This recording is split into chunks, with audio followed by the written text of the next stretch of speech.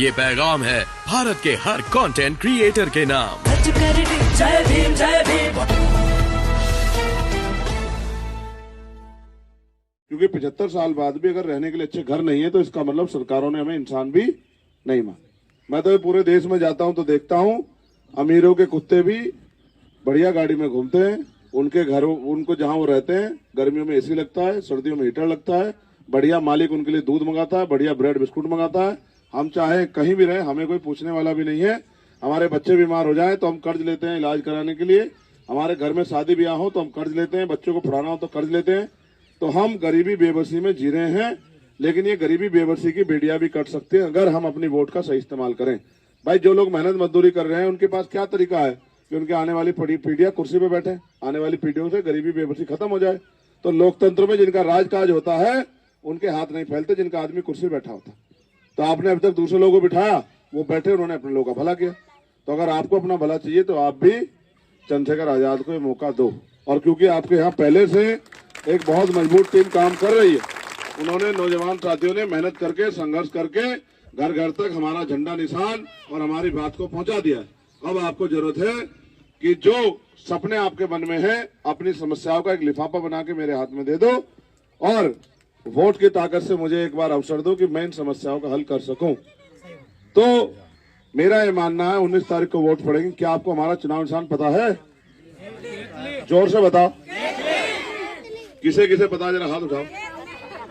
ठीक है, तो ये तो इसलिए अच्छा है क्योंकि यहाँ तिरमल सिंह जी और तमाम पुराने नेता जो काम करते रहे, जिन्होंने समाज को मार्गदर्शन किया, जिन्होंने समाज को चलना सिखाया, जिन्होंने समाज की आवाज उठाई, उन्होंने मन पक्का कर लिया कि हमने पहले भी यहाँ से एक नेता बना के इस प्रदेश में 4 बार मुख्यमंत्री बनाई। अब वो नेता बेचारी हमारा काम नहीं कर पा रही है, तो अब हमें दूसरा नेता बना के खड़ा करना है जिससे कि वो नेता हमारे बच्चों की लड़ाई लड़ सके, हमारे क्षेत्रों में अच्छे काम, अच्छे रोजगार के साधन प्राप्त करा सके। बहुत कुछ हो सकता है, समय कमी ना होती और हमारे नेताओं ने 15, 16, 18 प्रोग्राम रखे होते तो मैं 1 घंटा आपको बताता। और जब मेरी बात खत्म होती मैं गारंटी से कहता हूं कि आप लोग यहां से वहां तक यही कहते जाते कि अब हम पे अच्छा आदमी आ गया जो हमारी गरीबी बेबसी खत्म करेगा। लेकिन क्योंकि मैं भी रात को 3, 4, 5 बजे जाता हूं और सुबह से मिलना स्टार्ट कर देता हूं, ये 15-20 दिन है मेरे पास मेहनत के। अगर इन 15-20 दिन में मैं ज्यादा समय खर्च करूंगा तो काम मेरा पीछे हो जाएगा।